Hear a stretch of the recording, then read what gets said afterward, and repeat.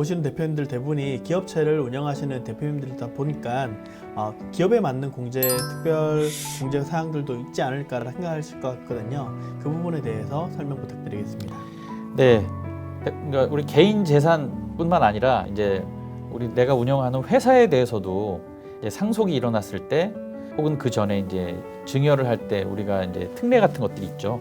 가업 상속 공제, 그 다음에 증여세 과세 특례입니다.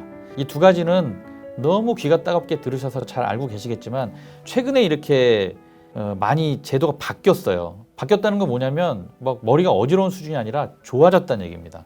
좋아진 것들을 내가 알고 나도 한번 해볼 수 있겠다라고 생각이 되면 이거 선택하시는 것도 한 방법입니다. 왜냐하면 예전에는 이 사후 조건이 유지 조건이 너무 어려워서 옛날에 7년, 그러니까 옛날에 10년이었다가 7년까지 내려왔지만 그마저도 어려워서 선택들을 안 하셨거든요. 이 좋은 제도가 있지만 이것을 선택하는 우리나라의 중소기업의 수는 뭐 1년에 100개밖에 안 된다. 뭐 이런 얘기들이 많으니까요. 그런데 지금 제가 다시 한번 말씀을 드릴 테니까 이게 상황이 될 것 같다고 생각하시면 이 제도를 선택하시는 것이 좋습니다. 먼저 가업 상속 공제입니다. 이게 제도가 좋게 바뀌었죠. 예. 상직법 18조에 이렇게 나오는데 먼저 적용 대상은 중소기업이고요. 대표님들 대부분 중소기업 대표님들이시기 때문에 다 해당이 되실 겁니다. 공제 한도는 이거 다시 말씀드리면 이거 상속 공제예요. 대표님께서 사망하셨을 경우에 자녀에게 가업을 승계할 때에 이 조건이면 이 정도는 다 공제를 해주겠다는 얘기입니다. 공제를 해준다는 건 뭐죠? 이만큼 다 빼버리니까 상속세가 없는 거예요. 꽤 괜찮은 제도입니다. 자, 10년 이상 가업을 영위하면 300억까지 공제해 줍니다. 20년 이상 하면 400억, 30년 이상 영위했을 경우 무려 600억까지 공제해 줍니다. 상속세가 없다는 얘기입니다. 예. 그리고 이제 조건이 있죠. 피상속인의 지분 요건. 대표님의 지분 요건이 원래 40% 10년 유지였는데 이거 통과가 안 됐어요. 안 돼서 50% 10년 유지입니다. 지분을 50%를 10년 동안 내가 최대 주주로 유지했어야 돼요. 예, 이 조건이 있는 거고요. 그 다음에 사후 관리 조건은 7년에서 5년으로 단축이 됐죠. 5년만 조건을 맞추시면 되는 거예요. 그 다음에 제일 어려워했던 것들이 뭐냐면 이게 자녀들이 사업체를 받아서 지금 세상이 하도 이렇게 변화무쌍하게 가는데 내가 승계받았던 그 업종을 그대로만 가져간다고 볼 수는 없잖아요. 필요에 따라서는 업종을 좀 바꿀 수도 있는데 이거 바꾸면 유지 조건에서 탈락이 됐거든요. 근데 이것도 이제 대분류 내에서 업종 변경도 가능해졌기 때문에 충분히 할 만한 조건이 됩니다. 예, 잘 유념해서 보실 수 있는 상황이라고 보여지고요. 그 다음에 고용, 요거 좀 힘들었었죠. 이제 근로자 수라든가 총 급여가 그러니까 해당 연도별로 90% 이상 유지했어야 되는데 그것도 7년 동안 이거 5년간 그냥 통산 유지가 90% 이상이면 되는 걸로 바뀌었기 때문에 조금 편차가 있어도 통산만 맞추면 되기 때문에 이것도 괜찮아졌습니다. 이게 사실은 제일 어렵죠. 예. 왜냐하면 사업이 어느 정도 계속 유지돼야 된다는 그런 전제 조건이 붙는 것이기 때문에 이런 것들이 많이 어려서 선택을 안 하셨는데 이렇게 5년이면 그래도 이 변동성에서 조금 예측을 할 수 있는 수준으로 떨어진 거기 때문에 이것도 살펴보셔야 될 것 같습니다. 그리고 이제 자산 유지 조건이 있죠. 가업용 자산은 40% 이상 처분하면 안 된다는 조건. 예. 이런 조건만 갖춰진다면 가업상속 공제, 즉 우리 대표님들이 사망했을 경우에 30년 이상이면 최대 600억까지 상속세가 없다는 겁니다. 예. 그 다음에 두 번째는 상속이 이루어지기 전에 하는 것이 개인도 증여가 있잖아요. 기업도 증여가 있습니다. 증여세 과세 특례. 이건 뭐냐면 그러면 이 평가액은 무엇으로 이루어지느냐라는 것을 생각했을 때 앞서 제가 말씀을 안 드렸는데 이거 비상장 기업의 주식가치입니다. 주식가치예요. 뭐 따로 계산하는 게 아니고 상속증여세법 시행령 54조에 의해서 보충적 평가 방법에 의해서 계산되어진 이 주식가격입니다. 이것으로 증여세 과세 특례도 적용을 합니다. 특례 내용은 뭐냐면 예전에는 이게 낮았는데 지금은 이제 미리 주식을 증여하시는 거죠. 미리 증여하시는데 10억까지는 세금이 없어요. 이제 면세입니다. 비과세예요. 10억까지는 세금 없이 주식을 줄 수가 있고 60억까지는 10%, 그 다음에 600억까지는 20%예요. 그러니까 쉽게 말하면 10억까지는 없고 60억, 그러니까 총 70억이에요.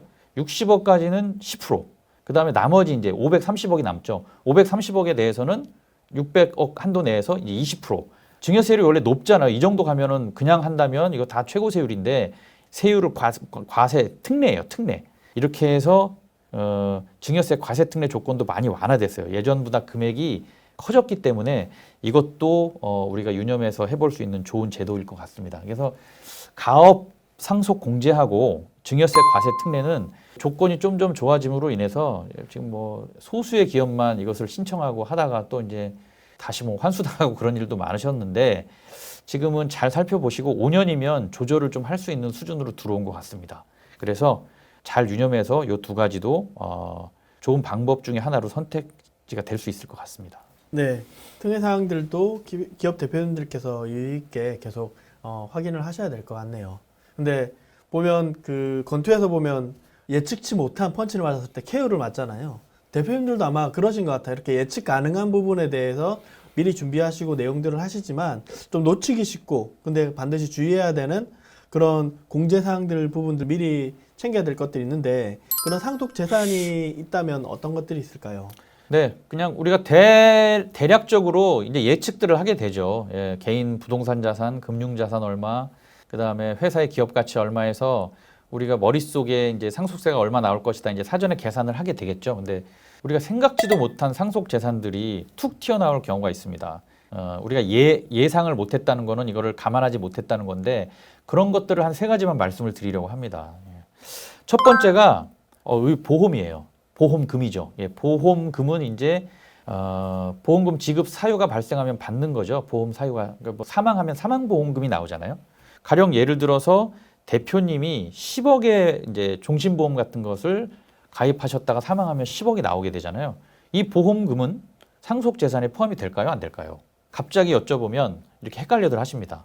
여기 상속증여세법이에요. 제8조에 포함된다고 나옵니다. 여기 보면 피상속인의 사망으로 인해 받는 생명보험 혹은 손해보험의 보험금은 상속재산으로 본다라고 되어져 있습니다. 이게 조건이 있죠. 내가 가입한 보험, 나를 대상으로 내가 가입했어야 돼요. 그러니까 대표님이 계약자, 즉 돈 내시는 분이고 피보험자, 보험의 대상도 대표님이셨어야 돼요. 그런데 간혹 계약자를 다른 사람으로 어디서 이제 들으신 거죠. 이렇게 되면 이게 상속 재산으로 포함이 되기 때문에 10억이 갑자기 더 포함이 되는 거잖아요. 그러니까 부담이 되니까 내가 내는 게 말고 다른 사람으로, 즉 자녀 이름으로 내는 것으로 해놓고 보험을 가입해야 되겠다라고 보험을 가입하신 대표님이 이거는 상속가액에 포함되지 않을 것으로 생각할 수도 있는데 이거 착각입니다. 여기 2항에 보면 보험 계약자가 피상속인이 아닌 경우에도 피상속인이 실질적으로 보험료를 납부했을 때에는 피상속인 돌아가신 분이에요. 돌아가신 분을 계약자로 안 했지만 실제로 이분이 돈을 냈을 경우에는 이 보험은 1항을 적용한다. 즉 상속 재산으로 본다. 이 얘기예요. 이거 중요한 얘기입니다. 왜냐하면 보험을 가입하시는 주요 목적 중에 하나가 상속 재원 마련이거든요. 만약에 뭐 한 4, 50억 이렇게 됐는데 뭐 공제하고 상속세가 한 뭐 10억 정도 나왔다. 그러면 보험이 있다면 그 보험으로 10억을 낼 수 있잖아요. 왜냐하면 대부분의 분들이 현금을 이렇게 많이 갖고 있지 않거든요. 그렇기 때문에 다 뭐 담보로 잡고 연부연납을 한다든가 대출을 받는다든가 이래서 상속세를 내시는 거예요. 상속세가 너무 내기가 부담스러우니 나눠서 내시는 거 아닙니까? 그런데 보험만큼 상속재원 마련에 좋은 건 없죠. 왜냐하면 내가 냈던 것보다 훨씬 많은 보험금을 받을 수 있으니 이것을 상속재원으로 상속세 내면 정말 깔끔하게 끝나는데 이게 내 돈이 아닌 거예요. 저쪽으로 가서 일로 올 때 다시 상속세를 내고 또 그거를 상속세를 내야 되는 거니까 이거 억울한 거죠. 그래서 이거 중요합니다. 보험을 가입하실 때는 지금 계약자, 피보험자가 동일하게 피상속인이면 이거는 어쩔 수가 없고요. 근데 계약자가 피상속인, 돌아가신 분 말고 상속인, 상속 받을 사람이 계약자가 되고 피보험자는 돌아가신 피상속인이 된다면 이거 괜찮은 거예요. 그리고 여기 2항에 얘기한 것처럼 실질적으로 이것을 돌아가신 분이 내지 않았다는 거가 증빙만 되면 되는 겁니다. 대부분 자녀들이 보험료를 내는 계약자가 돼서 실제적으로 납입한다면 이 재산은, 이 보험금은 상속 재산이 포함이 안 돼요. 그래서 그 보험금이 그대로 나오면 그걸로 상속인이 내면 되는 거예요. 굉장히 깔끔한 거거든요. 그래서 이거는 반드시 이거 요령인데요. 보험 가입하실 때 돌아가실 분이, 그러니까 피상속인이 계약자가 되시면 안 되고 반드시 상속인을 계약자로 하시고 그다음에 실제적으로 그분이 납부하실 수 있는 환경과 여건을 만들어 주셔야 됩니다. 이렇게 한다면 상속재원으로 보험만 한 것이 없거든요. 그런데 대부분 이제 상속이 일어났을 때 보면 보험을 가지고 있으신 분들은 10분 중에 한 분도 안 됩니다. 그리고 그 그러니까 보험금 금액도 너무 적어요. 1억 되시는 분들이 얼마 없는 거예요. 그래서 보험만큼 상속재원으로 좋은 것이 없기 때문에 지금 당장의 액션을 취해야 될 것 중에 하나가 보험 가입에 문제가 없다면 상속재원 마련을 위해서 종신보험 같은 것들을 가입하는 것이 이제 중요하게 될 겁니다. 자, 두 번째는 상속증여세법 제15조죠. 상속 개시일 전 처분재산 등의 상속 추정입니다. 이게 뭐냐면 이제 돌아가시기 전이에요. 돌아가시기 전에 재산이나 그 다음에 채무 있죠. 이런 것들이 적절한 출처를 밝히지 못하면 이거 그냥 상속 재산으로 추정해 버리겠다는 거예요. 이거는 지난번 영상에서도 좀 말씀드렸을 것 같습니다. 여기는 이제 채무까지 같이 들어오는 건데요. 쉽게 말해서 1년 이내에 2억, 2년 이내에 5억 한도 내에서 이것을 초과하는 금액이라면 이것은 상속인이 증빙을 해야 돼요. 그렇지 않으면 국세청은 너희가 증빙하지 못하면 이것은 상속 재산으로 보고 상속세를 과세하겠다예요. 그래서 여기 보면 정확히 나오고 재산이에요. 현금 인출을 지난번에 말씀드렸죠. 어디다 썼는지 모르는 현금이 1년에 2억 이상, 2년에 5억 이상 이렇게 나가버렸다. 어디다 감춰뒀다가 자녀들을 주려고 하는 건데 증빙 못하면 바로 그렇게 상속재산으로 포함시키겠다는 겁니다. 또 하나는 채무예요. 채무도 같은 금액이거든요. 같은 기간에 같은 금액인데 쉽게 말하면 자녀의 빚을 내가 이렇게 갚아주는 거예요. 갚아주는 것도 쉽게 말하면 상속재산으로 보겠다는 거죠. 예, 그 금액 이상이면. 그래서 1년에 2억, 2년에 5억 이거는 머릿속에 두시고 이런 것들에 대한 출처는 명확하게 가지고 계셔야 됩니다. 네. 마지막에 하나 더 있습니다. 하나 더 그러니까 세 가지인데 하나 더는 좀 알고 계신 거예요. 왜냐하면 이게 상속 시점에서 그러니까 우리가 보통 사전 증여를 많이 한다고 그랬잖아요. 증여하는 건 왜 하나요? 10년마다 증여 공제가 생기기 때문에 새롭게 리셋되기 때문에 빨리 상속 재산을 뺄 수 있는 좋은 방법이잖아요. 방법인데 돌아가신 시점에서 직전 10년 이내에 증여한 것은 다시 상속 재산으로 포함이 됩니다. 여기 상속증여세법 제2조에 나오는데 이런 것들은 조금 알고 계실 것 같아요. 근데 중요한 게 뭐냐면 상속 개시 시점에서 직전 10년 이내에 증여한 것은 상속 재산으로 다시 포함을 시키는데 그때 냈던 이제 증여세는 또 우리가 차감해 주고요. 그보다 더 중요한 건 뭐냐면 그때 시점에서 증여한 가액으로 상속 재산이 잡힌다는 거예요. 왜냐하면 그래서 대부분 뭘 증여하냐면 부동산들을 증여하시거든요. 부동산 아까 보셨지만 부동산 매매 가격이 어마어마하게 증가하고 있지 않습니까? 이 상승폭이 너무 크죠. 요즘 조금 소강 상태에 빠지긴 했는데 그래서 부동산 같은 것들은 자산의 증가 속도가 높기 때문에 가능하면 빨리빨리 증여를 해주시는 것이 좋죠. 이런 경우도 이거 10년 이내에 합산하더라도 증여 당시 가액이기 때문에 이 증여는 적극적으로 활용해야 된다는 얘기입니다. 여기 뭐 말씀드린 내친 김에 증여재산 공제 어떻게 공제받는지 하도 귀 같다가 없게 말씀을 드려서 이제 잘 아실 겁니다. 성년 자녀 5천, 미성년 자녀 2천, 그 다음에 직계 비속, 부모는 5천, 배우자 6억, 기타 친족 1,000만 원입니다. 이거 10년마다 리셋되기 때문에 사전 증여는 보통 우리가 상속 이런 것들은 나이가 들고 때가 됐다 막 이러면서 시작을 하시는데 그때 늦은 거예요 이미. 상속은 사전 증여를 이제 하면서부터 시작이 되는 거거든요. 빨리 젊을 때부터 시작해야 좋고 지금 젊으신 대표님들은 이미 많은 정보를 얻고 막 시작하시는 것 같아요. 현명한 이제 선택이거든요. 사전 증여를 적극적으로 활용하는 것이 정말 중요합니다. 네, 방금 이야기한 것처럼 자세한 내용 부분들을 설명해 주셨는데 아무래도 요즘 말씀드린 것 같이 젊은 자녀분들이 관심이 많으신 것 같아요. 왜냐하면 세금을 내야 되기 때문에. 그리고 아버님들은 아무래도 이와 같이 그런 걸 상속을 겪지 않으셨기 때문에 그 부분에 대해서 또 미리 준비해야 대한 그 당위성이라든지 아니면 또 이런 많은 또 변화가 있기 때문에 아마 또 두려운 부분들도 사실 있으신 것 같습니다. 그런데 이제 정작 이제 이렇게 공제받은 이후에 증여세나 상속세를 내야 되잖아요. 그러면 누가 정확하게 내야 되는지, 어느 시점까지 이렇게 내야 되는지 이런 부분들을 좀 자세히 안내 부탁드리겠습니다. 그리고 더불어 아버님들이 어떻게 이렇게 준비하고 어떤 타이밍으로 해야 되는지도 설명을 부탁드리겠습니다. 상속 증여가 이제 같은 맥락에서 묶여 있지만 이제 세금 낼 땐 조금 다르죠. 증여세는 증여가 있는 달의 말일로부터 3개월 이내에 이제 납부를 해야 되고요. 상속세는 상속이 있는 달의 말일로부터 6개월 이내에 이제 상속세를 납부하시면 됩니다. 그리고 증여세는 그러니까 받은 자들 있죠. 받은 자들이 각각 거기서 이제 과세율이 정해지고요. 그러니까 많이 쪼개지게 되는 거죠. 세율이 낮아지게 되겠죠. 상속은 총 상속가에게 세율이 정해지고 그 세금을 정해진 세금을 받은 상속인들이 나누어서 자기가 받은 상속 지분대로 나누어서 이제 상속세를 납부하게 됩니다. 이게 좀 차이가 있는 것이죠. 예. 그래서 상속세와 증여세를 납부하는 이런 차이가 조금 있지만 우리가 그거보다 중요한 거는 여기서 어떤 팁들이 있는데 아까 그 정도만 납부에 대해서는 알고 계시면 될 것 같고 팁들을 좀 생각해 보셔야 됩니다. 첫 번째가 뭐냐면 상속세 납부 의무 누구한테 있다고 그랬습니까? 상속인한테 있는데 그 상속 지분율대로 나누어서 이제 낸다고 말씀드렸잖아요. 이게 기본인데 여기 상속증여세 제3조의 2에 보면 와, 이 좋은 제도가 있어요. 상속세는 연대하여 납부할 의무를 진다라고 돼 있어요. 쉽게 말하면 각각 나누어서 꼭 내지 않고 쉽게 말해서 어머니와 배우자와 자녀들이 다 같이 상속을 받았다면 그 상속세 한 번에 어머님께서 납부하실 수 있는 겁니다. 법적으로 허용이 돼 있어요. 증여세는 그렇지 않죠. 증여세는 그 증여를 해주고 증여세를 낼 때 그 세금도 낼 돈이 없는 자녀들은 그 세금도 증여받았다고 보고 또 증여세를 부과하잖아요. 근데 상속세는 이렇게 좋은 제도가 있는 겁니다. 이 연대 납부 제도가 있기 때문에 이걸 어떻게 활용을 하시는 것이 좋은가 한번 생각해 보실 필요가 있잖아요. 이게 상속이 이루어졌을 때 그래서 이렇게 됩니다.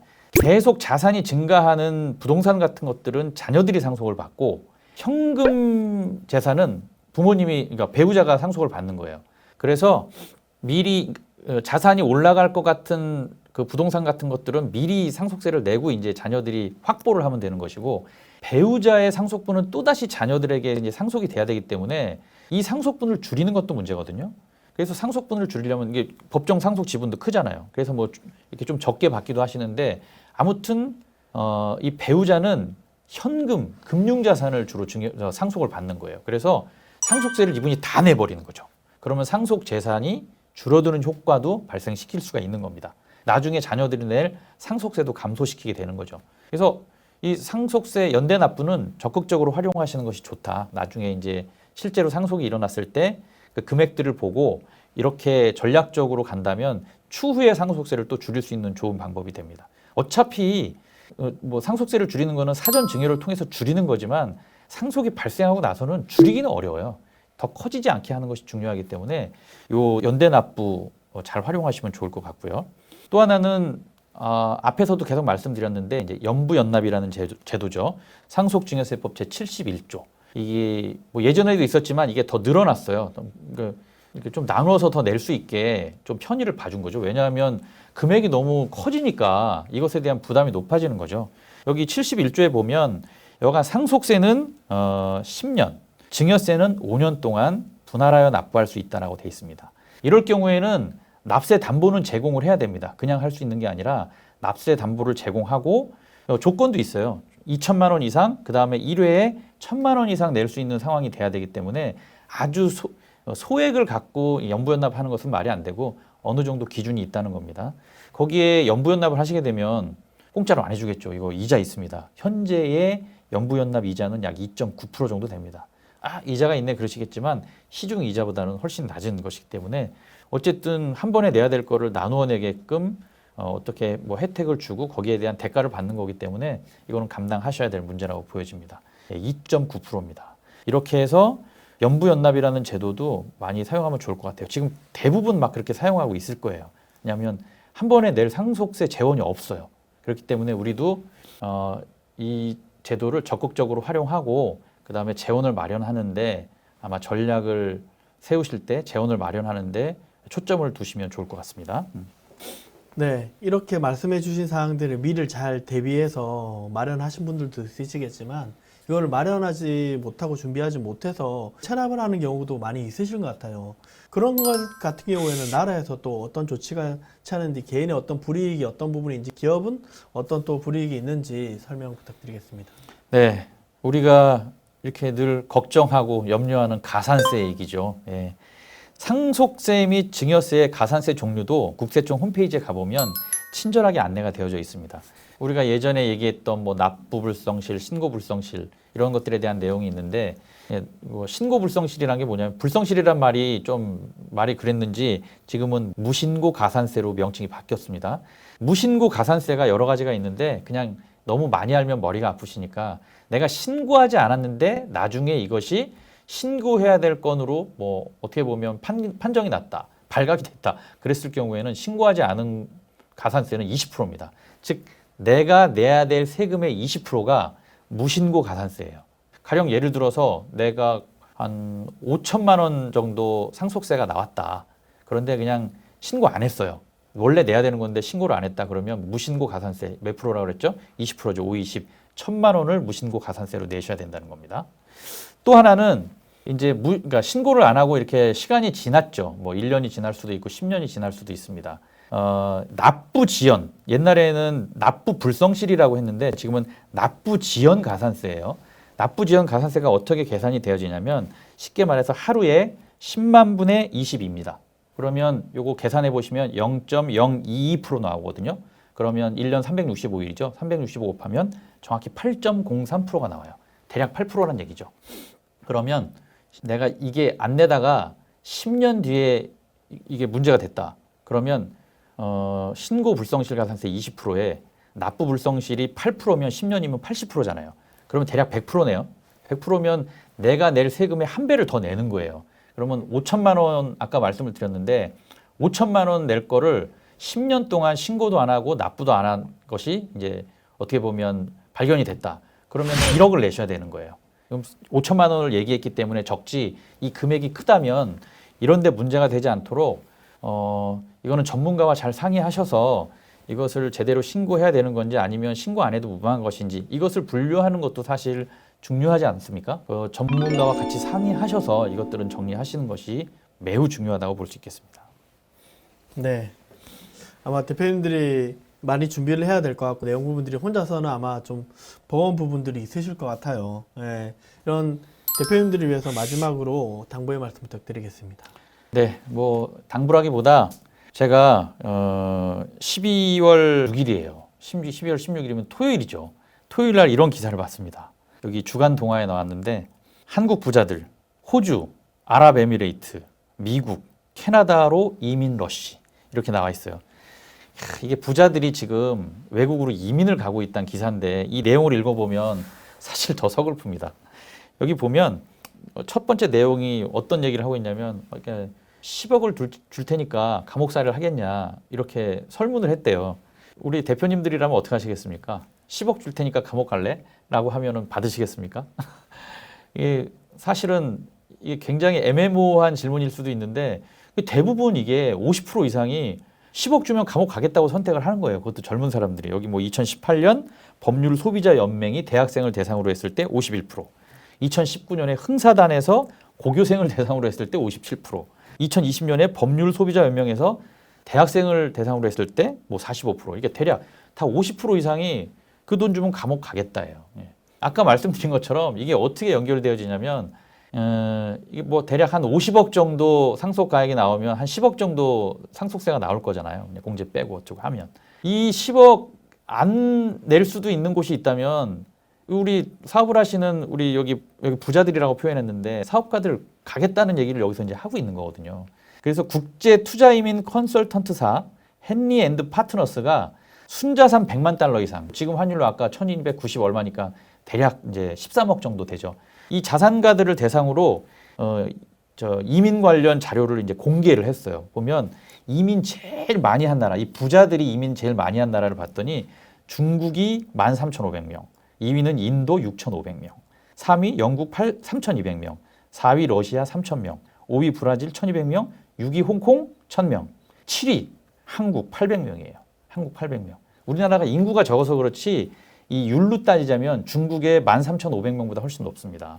이게 뭐냐면 다 여기 이 기사의 내용이 다 상속증여세 때문에 그렇다는 얘기를 하는 거거든요. 그래서 너무 과도한 상속증여세 때문에 대표님들이 사업을 하시는 분들이 자산가들이 부자들이 힘들어하고 있다. 이민도 불사하겠다는 얘기를 이제 요 기사에 나왔는데 이걸 보니까 많이 이제 어찌 보면 씁쓸하기도 하고 현실적으로 뭐 씁쓸한 걸로만 그쳐서는 안 되잖아요. 이 상속 아까 그 이제 뭐 정책 토론회도 나왔었는데 상속 증여세에 대한 건설적이고 현실적인 제도 도입은 시급하다라고 보여지는 겁니다.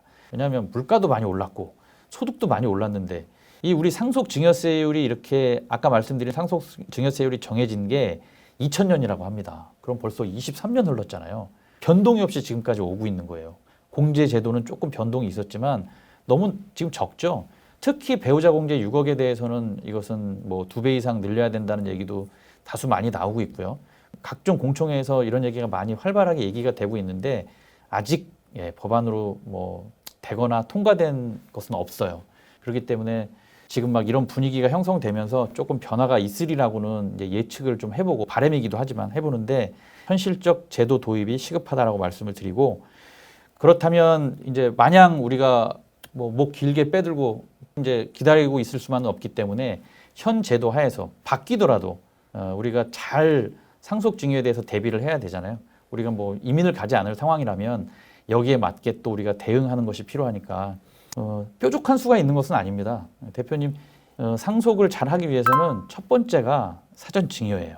젊을 때부터 사전 증여를 시작해서 상속 가액을 줄이는 것이 중요하고요. 미리미리 사전 증여하는 것이 중요합니다. 요즘 잘 하고 계신 것 같고요. 그런 트렌드를 많이 받아들이시는 것 같습니다. 두 번째는 이제 공제 전략이죠. 공제 전략을 현명하게 사용해야 됩니다. 그러니까 배우자 공제를 가지고 어떻게 할 것인지 이제 부동산이 왔을 때 등기하는 방법 갖고도 이제 가액을 조금 막을 수 있는 것도 있고요.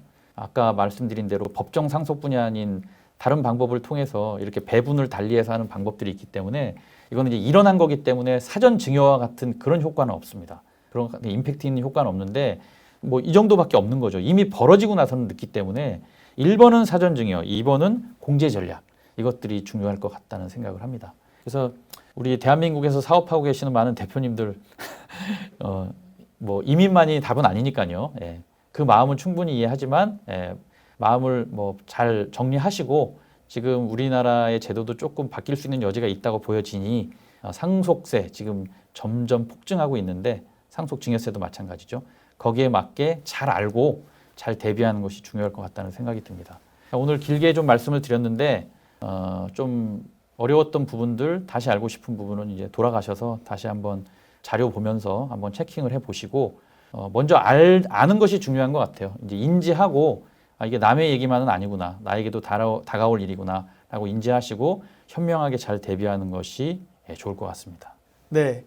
이렇게 자세히 설명해 주셔서 정말 그 귀한 시간이 됐던 것 같습니다. 아마 대표님들이 이제 이런 상담을 원하실 경우에 이런 자세한 상담을 혼자서는 하기 사실적으로 많은 어려운 부분들이 있기 때문에 그 다음에 알더라도 이런 시간적인 부분들이 제약이 많기 때문에 아마 전문가인 영상 출연자인 이기호 수석연구원님에게 영상 하단에 보시면 댓글에 신청 링크가 있거든요. 대표님께서 아마 신청을 하시면 될 것 같습니다. 그러면 대표님들께서 신청을 하시면 어떤 프로세스로 진행되는지 수석연구원님께서 간단한 설명 부탁드리겠습니다. 네, 저에게 지정해서 상담 신청을 하시면 제가 전화를 드리게 될 겁니다. 전화를 드려서 기본적인 사항을 여쭤보고 미팅 날짜를 잡게 될 거예요. 왜냐하면 전화로만은 상담을 할 수 없기 때문에 미팅을 해서 기본적으로 회사의 상황과 그 다음에 문제가 되는 이슈들이 무엇이 있는지 대표님과 상의한 후에 저희 연구소의 전문가 조직과 저희 협의해서 솔루션들을 개발하고 대표님을 다시 한 2번 내지 3번 정도 찾아뵈면서